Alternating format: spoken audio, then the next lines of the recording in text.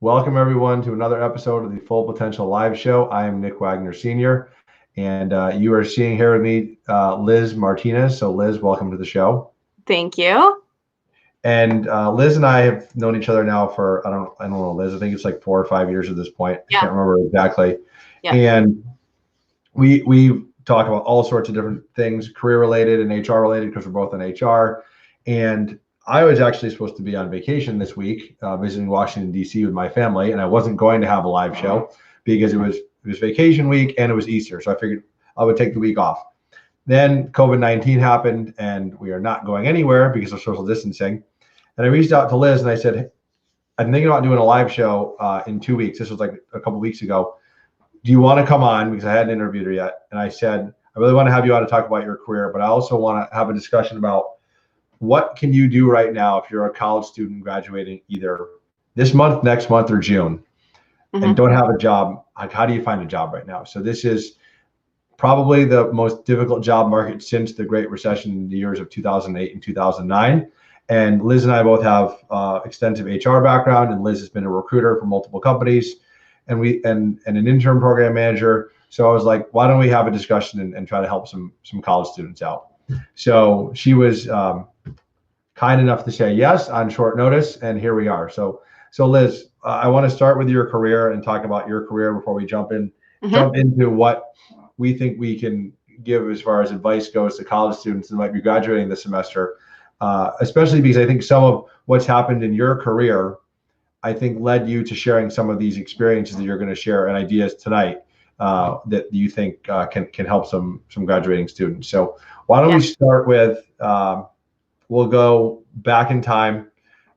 You're a little Liz growing up. What did you want to be when you grew up? I'm going to guess you didn't want to be an HR professional. No, so I didn't even know HR was when I graduated from college. There you go. I had no idea what it was. I wanted to be Condoleezza Rice, actually, like very specific. I read her biography, and I wanted to travel around the world and spread American diplomacy and make everything better. I'm gonna guess that wasn't like elementary school or middle school. That was what, high school? No, that was middle school. That was middle school. Yeah. Wow. Okay. Yeah. So yeah, I went to school for international relations because I wanted to travel around the world and learn about crazy governments, which now our current situation isn't much crazier than other things. But yeah, I was just really intrigued by the way other societies and governments worked. And I blasted through my undergrad because I'm very impatient. I did it in 2.5 years. I don't recommend anyone do that. But I blasted through it because I was like, yes, I cannot wait to get to the finish line. And that means I get to start an awesome career. But so it's interesting because I think a lot of people really don't know what they want to do when they grow up. But you not only knew what you wanted to do when you grew up, you also had someone that you looked at to as a role model to actually drive that passion and look forward to what your career could look like. So I think that's really interesting because I think a lot of people actually don't have that. I think a lot of people are really kind of confused even through college what they want to do when they grow up. So you mentioned college. Was that something, did you always know you were going to college? Was that something that your parents expected you to do? Was that a discussion? Was the military discussion? How did that go? No, it was never a discussion. It was just kind of a given. My mom was the first one in her family to get a degree. My dad didn't get his degree, and it prevented him from like climbing up the chain. He worked for Chrysler. And so he would have to train his managers, and it was only because they had career or college degrees. So it was like put in me from a very young age, like you need to have a degree. So it was not even a point of discussion. Interesting. Your mom probably didn't do it in 2.5 years like you did. No. Because that's really fast. So you always knew you were going to college. You knew from middle school that you wanted to be Condoleezza Rice. What was your actual first job in high school? Because I'm going to guess that was not something in international relations in high school. So what was your first job that you actually got paid for in high school? Yeah, I worked as a dry cleaner at a dry cleaner. working the front desk like 12 hours a week, which I thought was grueling. But it actually was grueling because it was so hot in there. And like summertime, it was probably not safe. But yeah, I worked as dry cleaners. Yeah, that's something I always ask that question to my guests because I feel like that's always something that everyone remembers. What is that first job that you had that you get a paycheck and you bring it home and you're all excited? So so dry cleaners, interesting. So you ended up going to college, and you mentioned you did it very quickly, right? So 2.5 years was as you went through college and we're getting your degree in international relations. Did it reconfirmed what you wanted to be when you grew up and got done? Like you really you felt like you made the right decision? Yes and no. Like I still found all of the content really interesting. But then it started the reality of like leading that life. Right. It seemed really unrealistic. My family is my world, so I've always known like I want to have my own family, and I was like, that might be hard living in different countries, not really being able to tell a lot of people where you are. So when the reality of what that actually looked like was hitting me, I was like, maybe this isn't exactly, but I didn't think I wouldn't leave like the realm of like politics and stuff like that. Like I thought, oh, maybe I'll just find something here or just spend a little bit of time abroad. So what did you actually want to do? Like you wanted to work for the U.S. government, like the State Department or something like that? Like what was your plan? Yeah, I wanted to work for the State Department, and just live and work in other countries, and a little bit of like the CIA stuff too. Like, oh, let me go on clandestine operations, and do things I can't tell my family about. I had to. Sorry, my dog has an itch. No, it's totally fine. I had it idealized quite a bit. But yeah, I just wanted to be like I wanted to have good stories to tell people like about my job. Yeah. So what happened, right? So you graduated from college. Did you end up doing that, or did life take you somewhere else? What happened next? Life took me on a wild ride. So I graduated in the last downturn of our economy. So I know this space too well. So 2009, I was living in Detroit at the time with my family. So that was also the automotive industry was hit. Pretty much every male in my family works for one of the big three auto industries. So people were trying to decide, are they going to take the buyout? Are they just going to try and stick it out and see if they don't get cut? So it was a really stressful time for my family, and especially financially. Like I grew up just middle class, but like finances weren't ever something that I had to worry about like as a kid. And then I became very well aware of it when my family was trying to figure out, what are they going to do with their lives? Because that was the way my dad supported us, the way my grandpa supported his family. So I had to make the decision if I go to grad school to continue pursuing this dream of working for the government. Most students can't get a job like on Capitol Hill right out of undergrad. So they have to get internships in grad school and then they can get them. But at that point, only like 60% of students in these really prestigious programs. I got into University of Denver, which is where Condoleezza Rice went to school too, and George Washington. And I realized I could just end up leaving there, and there's a good chance I wouldn't have a job doing what I wanted, and I'd have $100,000 of debt, have to come back to Michigan and work something a minimum wage and like try and figure my life out. And all of those factors ultimately pushed me to make my first like big girl decision in life. And that was to stay at home in Michigan and figure out a new path for whatever my career might be. Wow. So what was that decision process like? Who did you discuss that decision with? Like, who are the big people that helped you understand the pros and the cons and weigh that decision? I'd say probably my grandfather the most. He's very stoic, very level-headed.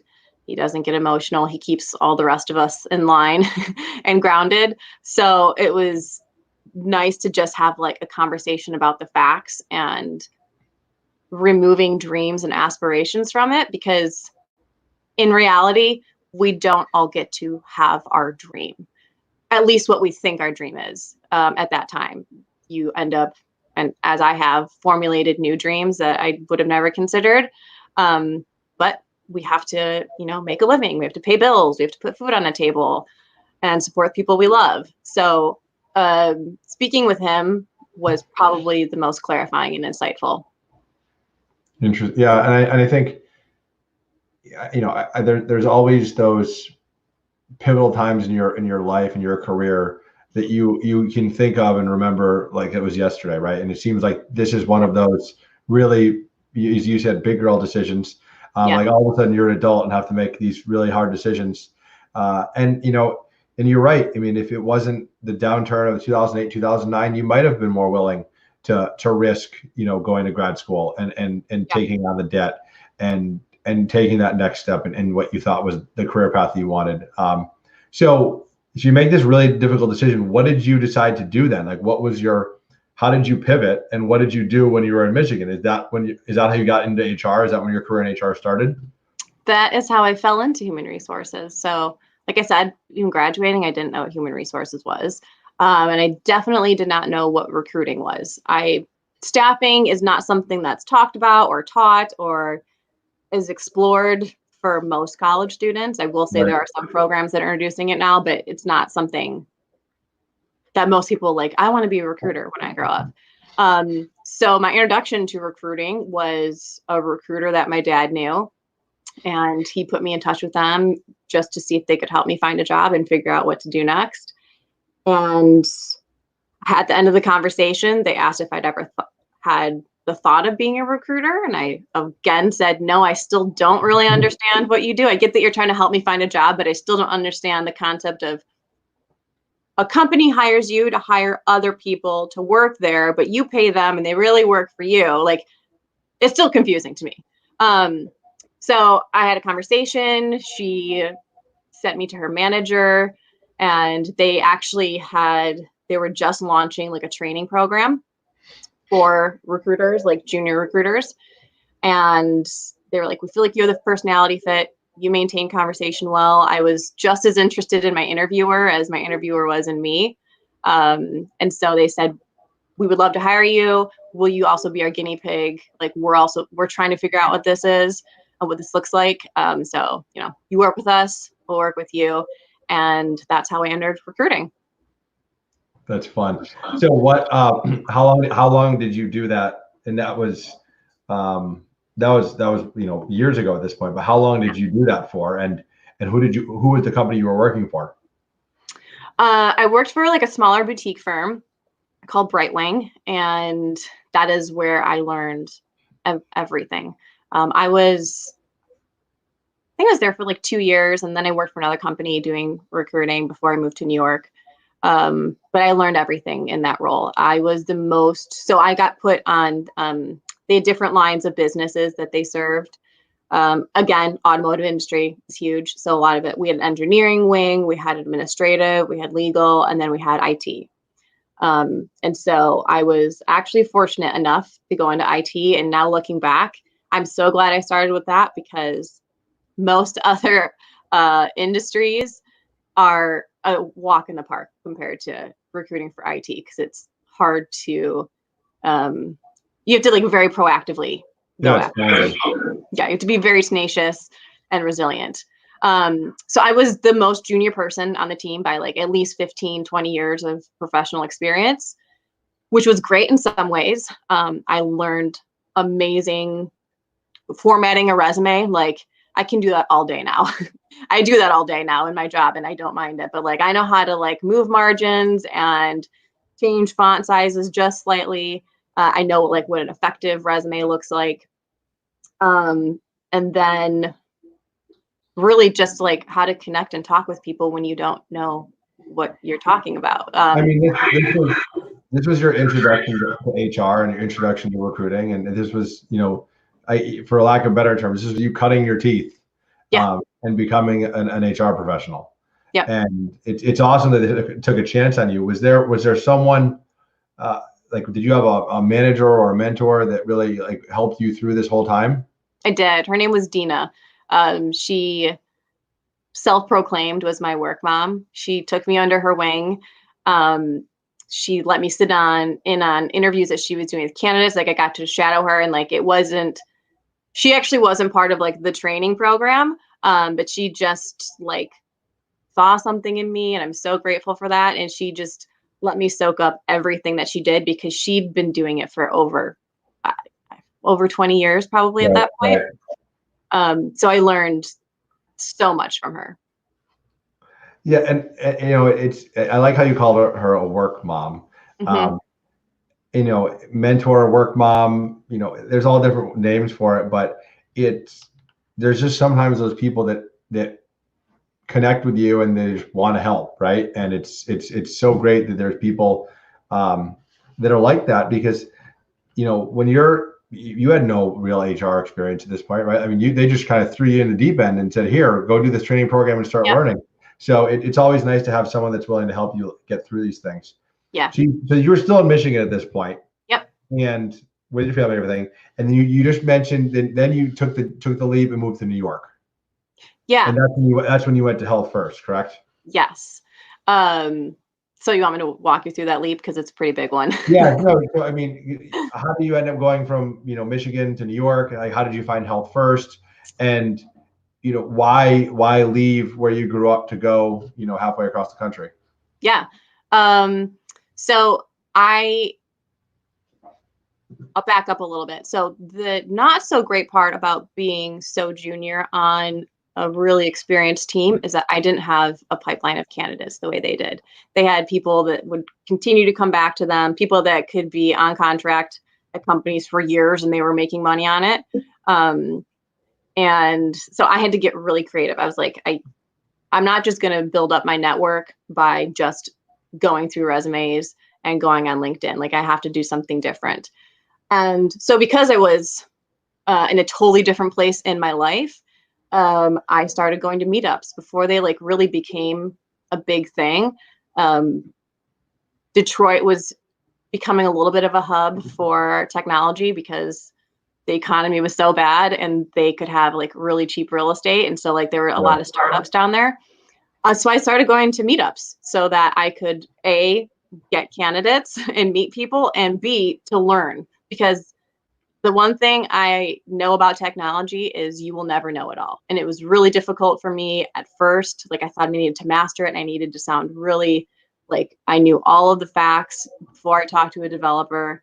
And so I had to learn a little bit of humility and say, okay, I actually don't know all of this. Can you educate me? So anyways, I was going to these meetups. I needed a lot of .NET developers back then, and there just wasn't a big pool. So I was like, I'll just start my own meetup group. Why not? So I started a meetup group for .NET developers, and that was awesome. And it gave me a little bit more confidence, and I was getting more placements. But the thing I did not love about recruiting is I would spend all of this time building relationships, fostering, facilitating connections with these people to understand what really was best for them. And then I would place them and I wouldn't get to talk to them. I'd go out to lunch with them like maybe once every other month. But never like, I didn't get to be a part of their development. I never got to see like, oh, I almost felt like I needed to look out for them, even though they're far more experienced than me. So actually Dina plays a big role in this. So she had left Brightwing, went to another company, and the company that she was working for was placing candidates at 2 companies in New York City, and Health First is one of them. So I told her, like, I just feel like I need a change. Things were just feeling very stagnant in my life, personal life. I just needed a new start. Now, New York is an extreme. I don't know why I decided to jump off that cliff. Having lived in the Midwest my entire life, but she found a couple positions. She's like, well, why don't you have these conversations with people? And next thing I knew, I had a job in New York after less than 1 month. of searching for a job. Wow. So the power of networking. Yeah. Yeah. And what was now, but your role at Health First was, it was more than just recruiting. So this was, I think this was again part of your evolution of your HR career. Now because you mentioned, and I totally get it. As a recruiter, you find these candidates, you get them placed, they get jobs, and you really don't continue to work with them. In the Health First role, you had the opportunity to basically recruit people and then also be part of their development. So explain, what you did at Health First, and how that kind of fulfilled this need that you wanted. Yeah, it was like the best of both worlds. Actually, the original role that I got hired for, because I went through college in 2.5 years, so there was no time for internships or other cool learning experiences other than sitting in a classroom.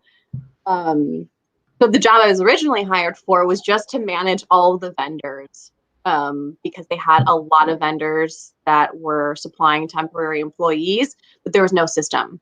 And so they're like, oh, the other side of it. You can help create a tiered system. You can have good relationships. So my role when I moved to New York was really not even recruiting. It was getting to foster relationships with other recruiting agencies and figuring out, who we preferred. And then the first week I started, my boss resigned. And right before she left, she let me know that she was also in charge of kind of piloting a new intern program for Health First. They didn't backfill her job, so that also sat on me too.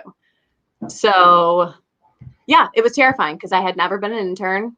I did not know what an intern program really looked like, what the outcomes were for it. And now all of a sudden, it's not even like just trying to run like this existing program. Like they had a little bit of structure, but really HR was only involved at that point. They had like maybe 3 or 4 interns each year, but it was just like hiring them. Right. So I got thrown into the deep end and I let myself freak out for like a day because I did not want to run home to Michigan and be a failure. And I just had to, this is another opportunity for me to swallow my pride. I had to go to leaders in the organization and say, I don't know exactly what I'm doing here. Can you tell me how your business works? What do you want? And I think it was refreshing for them looking back, because I don't think a lot of people actually asked them what they wanted. Yeah. Especially when it comes to like this next generation of talent that they want to groom. So yeah, I think having never been an intern, never experienced it, I had this perspective of, okay, so if I was a student, I get to go to New York City for a whole summer and I get to work at this healthcare company. What would I want from the actual like experience in the building and learning wise, and also the experience of being in the greatest city in the world, in my opinion. So I just dreamed up something pretty big that was feasible. I had a really, really awesome manager who also didn't have experience doing these things, but he was awesome in the fact that he let me try whatever I thought would work. He trusted me, and he would always say, if you succeed, I'm going to give you the full credit, but if you fail, I'm also going to take the blame with you. Like, you're not going to have to be hung out to dry. And I still respect him so much because he let me discover what my passion was. So that role was, I was responsible for recruiting for the intern program. So going on campuses and doing events. And then I saw them throughout their entire interview process. And then I built the program for their summer. So I didn't do any of the technical training because we have people from all areas of the business, actuary, IT, marketing. But I set up a structure around that, which gave them access to leaders, get to hear different, opportunities for career growth and development. We had actually a couple students, like they were working in like our networking department and they heard someone from our actuary department speak and they're like, oh my gosh. And then they shifted over to finance and actuary. So it was really just giving them access to people, because I very quickly learned like their potential and how brilliant they were. And they're very tenacious. They're very hungry. and they want to prove themselves. And I was like, I don't think this company has really seen what they're capable of. So I just created something that let these students show off what they're capable of while also benefiting the organization.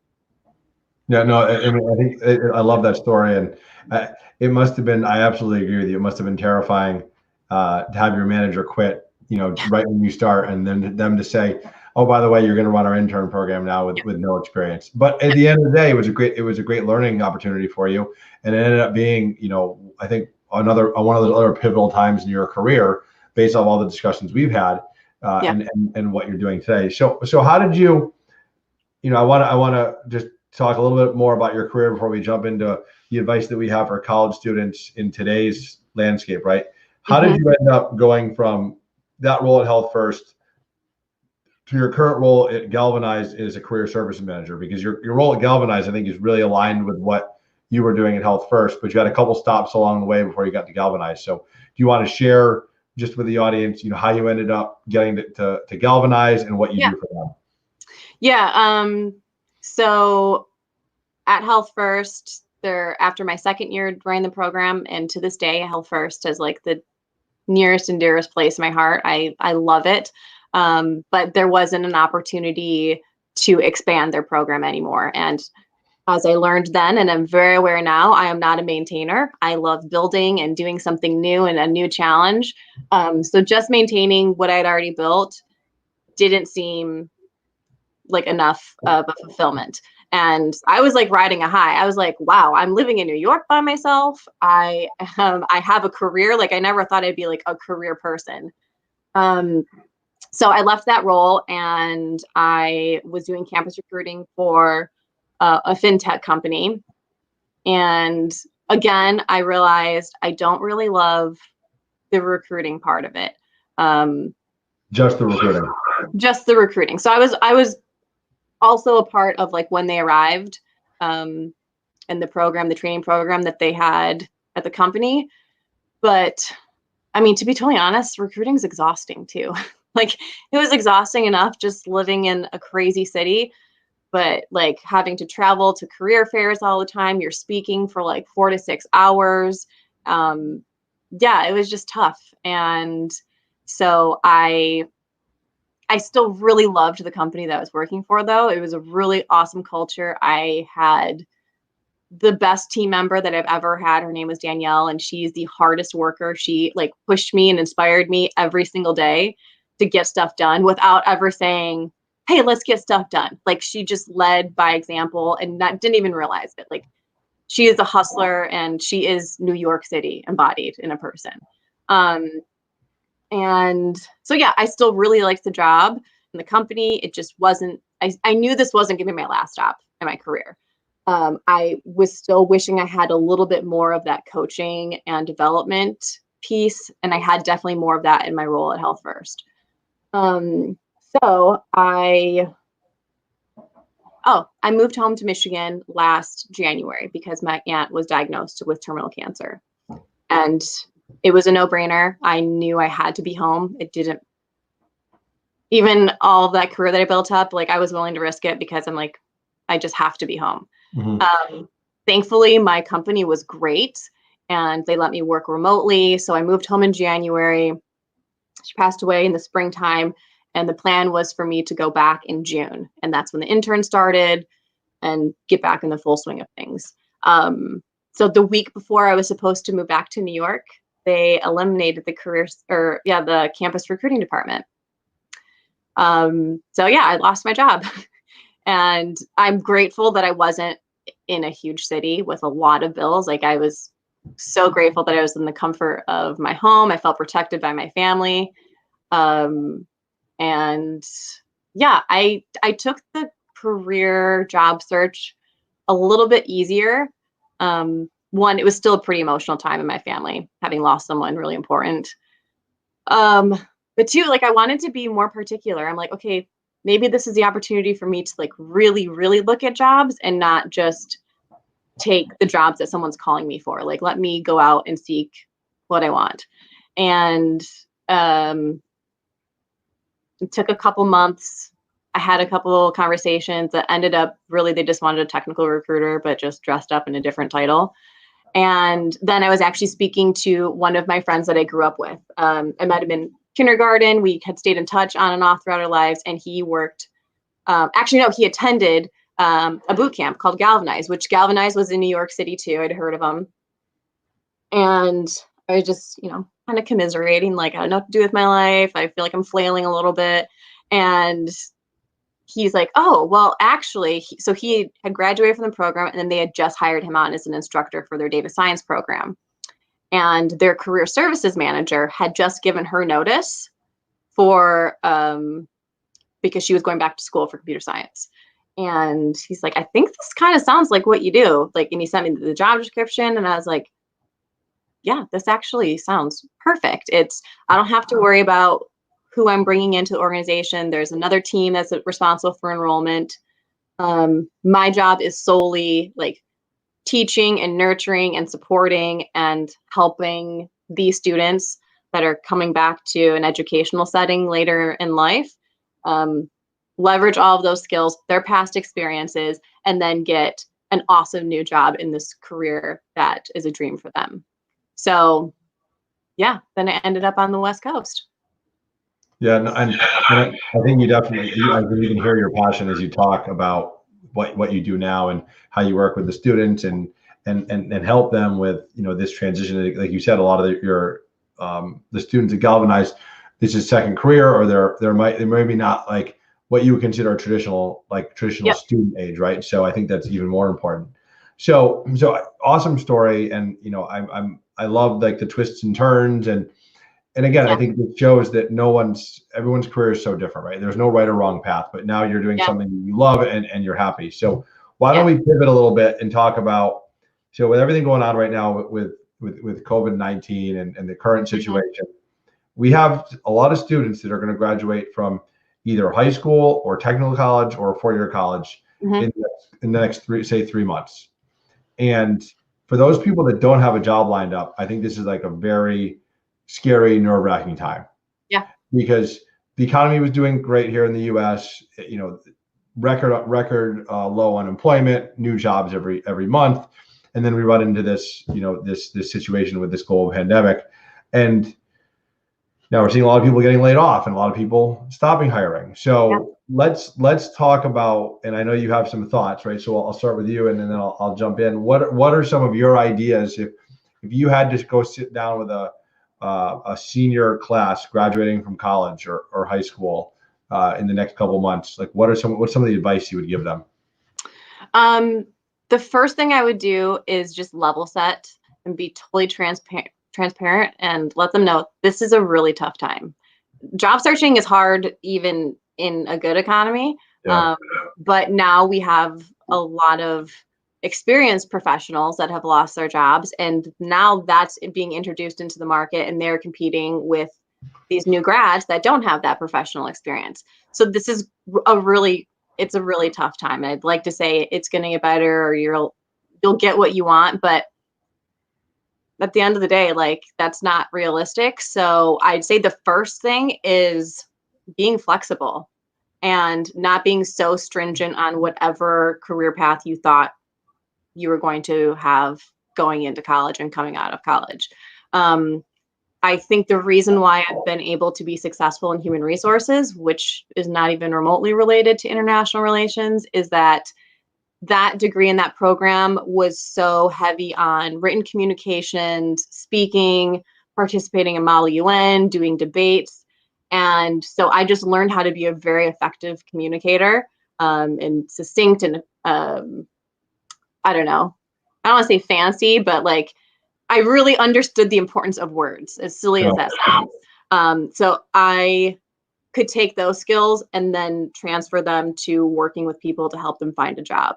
So start thinking about what skills you have. You should be thinking about that as you're making your resume anyways, but like, look at those skills and think, okay, what are other things that I could do? If getting a job right out of college is what you want, start thinking of other options. Some people aren't in a position where they feel like they need to do it right away, and that's great, and they can be more particular, but I understand the reality of some people need to provide for a family and they need a paycheck. And it was hard for them to take 4 years off of school. So yeah, be flexible. When you say be flexible, so I think a couple, tangible examples for people, right? So Mhm. you can't find a full-time job, maybe take another internship for the summer, Yep. right? And that's definitely an option. I mean, I'm a perfect example. I walked in May of 2003, and I did my first internship the summer of 2003 after I walked. So, getting another internship and Yep. not getting a full-time job, definitely something you can do. Yep. I think one thing that you mentioned to me when we were talking before this interview was the idea of a temp job. So don't pass on a temp job just because it's a temporary job and maybe it's a contractor job, because who knows, when the economy turns around, those contractor jobs and temp jobs could end up being hired to full-time positions. Yeah. And I think there's sometimes a stigma around temporary jobs. And the reality of it is, even when the economy turns around and there's going to be a ton of hiring, there's going to be a lot of contract to hire positions, because it is much quicker and less expensive for a company to use a temp agency to onboard someone versus if they're doing it internally with their human resources department. It costs a tremendous amount of money to pay people's benefits, get them onboarded, pay out vacations, that kind of stuff. So one of the reasons why companies will use recruiting agencies isn't just because it's a short-term project. It's because maybe they need it expedited and they need someone onboarded really quickly, and agencies are great at doing that. So don't turn your nose up at it, and just be open to it. Yeah, I think the other thing around grad school. So if you were planning on going to grad school after your 4-year degree was completed, and now we're in the current situation, my personal opinion, I wouldn't not go to grad school because of what's happening, right? I mean, I think if that was your plan all along, and you maybe needed my wife's a speech language pathologist. Maybe you needed to get your master's to really complete that degree. I would say still go. I don't think that should change your plans if that was your original course of action. I think there are some people that are thinking, should I now go to grad school instead of look for a job? But my answer there would be, I think it really depends on your situation. I wouldn't go to grad school just to go to grad school because you can't find a job. I think if it makes sense for you to go to grad school because you can afford it and you can, you want to, and you think it's going to enhance your career, then I would say go for it. But I think what a lot of people are finding is you don't have to go to grad school to be successful. Yep. It's not a requirement. So, and to your point, with your specific situation, going to grad school is going to cost you a lot more money, right? So what is, what's your return on investment for going to another 2 or 4 more years of school? So I think that would be my thought on that, around people that are considering going to grad school because of everything going on. So that was number one. So what's your second piece of advice for everyone? I mean, this goes for everyone, but networking. I think my story is a perfect example. Every jump I've made in my career has been because of someone that I've known. So I think there's just as much importance in who you know as what you know. The who you know will get you in the door. If you can bypass that entire sea of resumes that are going into an applicant tracking system, and you can get your resume in front of a manager or recruiter because of a personal connection you have, that puts you in a really good position. So if networking is new to college students, which it usually is when you're thinking professionally outside of just your friends, like looking at meetups. And these are weird times, but Seattle, where I live now, has this unreal tech meetup community that I've never seen anywhere else. And they're finding ways to do it virtually. They're finding ways to put on talks that people can still get to know each other. They're using breakout rooms with Zoom so that you can still have some meaningful conversations one-on-one or in smaller groups with people. It doesn't replace being face-to-face, and when you can get face-to-face, then yes, but just find ways to continue circulating in the circles of the career that you're looking at. Yeah, and networking, I think, is one of those things that I think a lot of people hear the word networking. They think they might be good at networking. They think they know what it is, but I think the meetup's a perfect example of how you can network. That's, I think, maybe something that people don't typically think of. Mm-hmm. I think the other thing around networking is, we're obviously streaming this live on LinkedIn, as we said earlier, and then people will be able to listen to this on the podcast later as after we record it. But LinkedIn is another great place for networking. And I always remind people that when someone on LinkedIn sends you a connection that you don't know, that is normal, right? It's unlike Facebook or where it's more personal, and usually if someone sends you a friend request on Facebook, you know them. LinkedIn, I get connections all the time from people I don't know, right? Because they might know someone that I know, or they're interested in what they're interested in what I'm doing, or my experience. So I think LinkedIn is so important. And again, it's safe. You can do it virtually.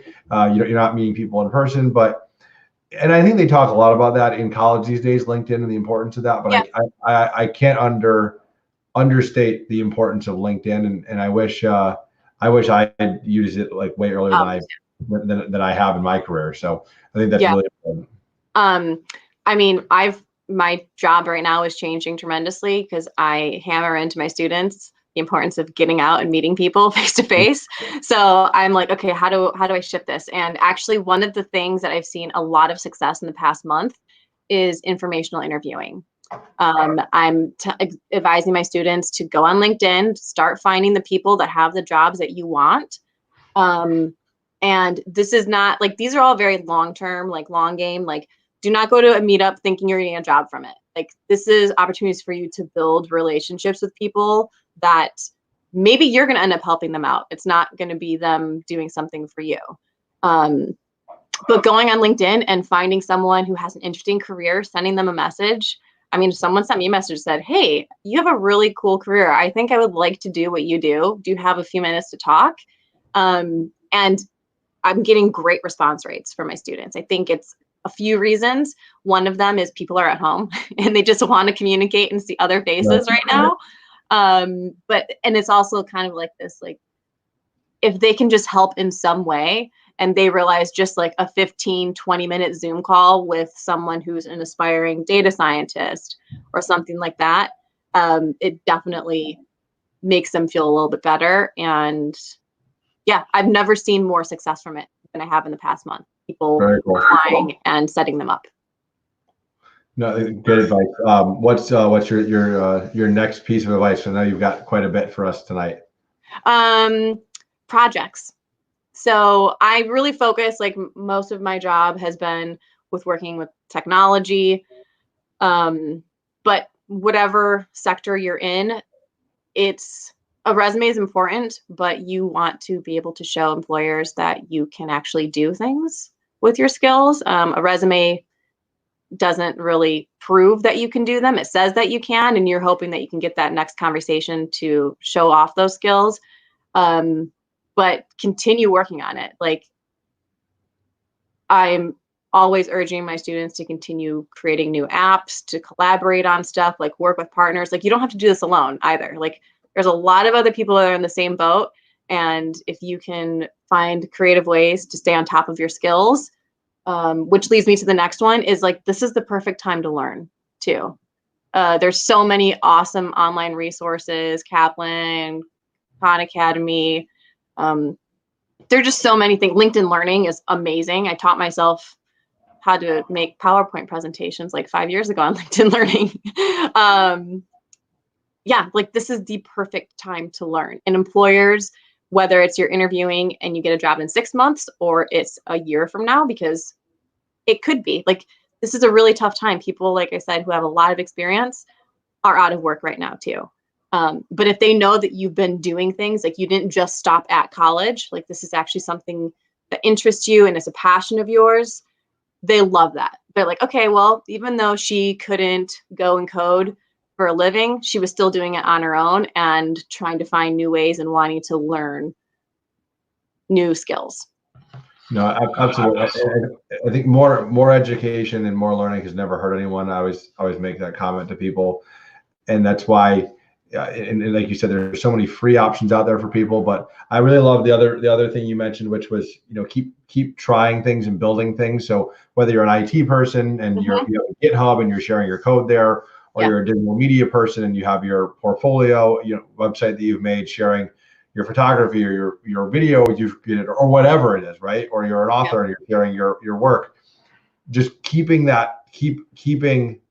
it's basically practice, right? So keeping that practice going and keeping that building and that learning going all during this time, I think, is so important. And I think the other thing that we have to remind people is, just like 2008 and 2009, it will get better, right? The hope is that it gets better more quickly this time than the last the downturn during the Great Recession, is what I think people are hoping. But I totally get why people are nervous and scared right now, which is why I wanted to have us come together and share some of these tips. So hopefully these things will help some people that are out there looking to think of, like, okay, I'm graduating, what do I do? Yeah. So yeah. And I think one other thing I want to just highlight is, if you are graduating from high school or technical college or college and you have a job lined up for when you're done, I would absolutely recommend contacting the recruiter you worked with or your hiring manager about your start date and ask them, is the start date, is it staying the same? Is it changing? If it's staying the same, are you starting virtually rather than in the office or in the location you're working? So I think more communication with the person that hired you, the better during this time, just to make sure you know what's going on. So I just can't put that enough. So and to remind them that you're there too, because this is a crazy time for everyone. And it's easy for, like, people that, they haven't started working yet, for them to completely fall off the radar. So remind them that you're coming.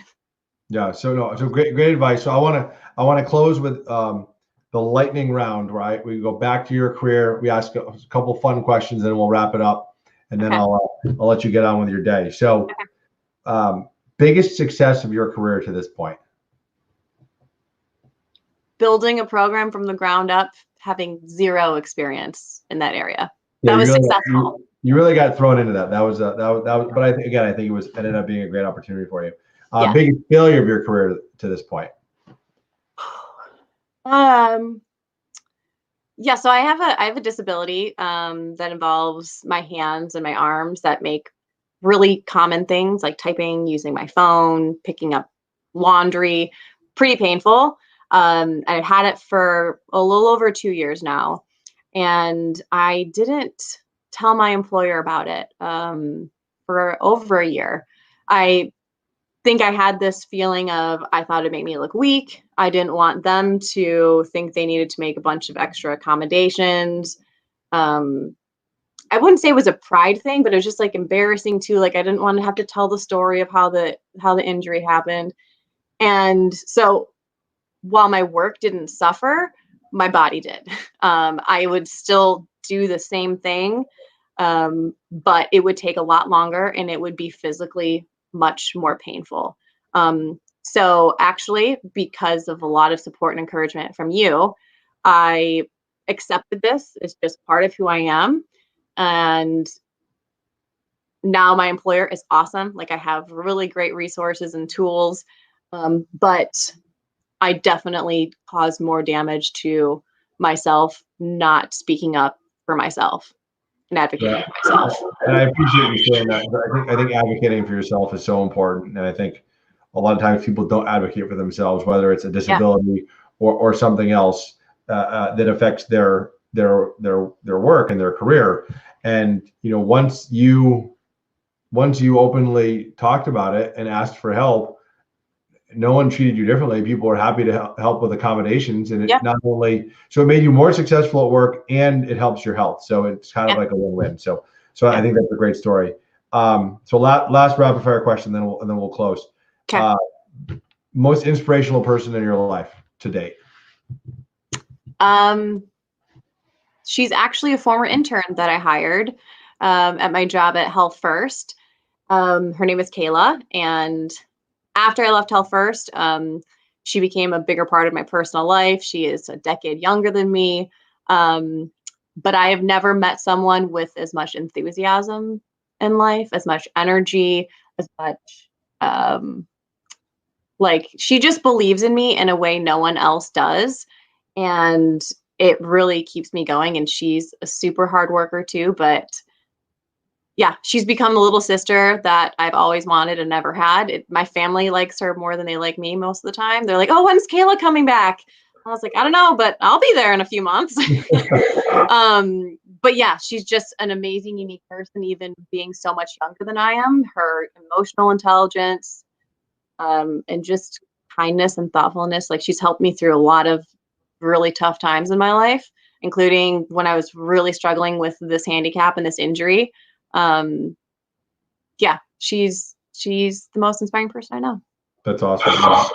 Thank you, Kayla. All right, so we'll close with this. I always ask same question to all my guests. Last question of the interview for you, and then I'll get you out of here. So you've been successful in your career. You've made pivots. You've done different things.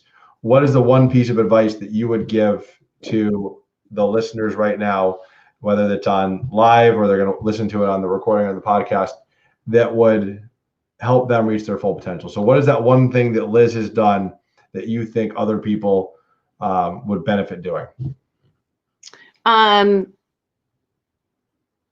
Making connections, like very genuine, intentional connections with people.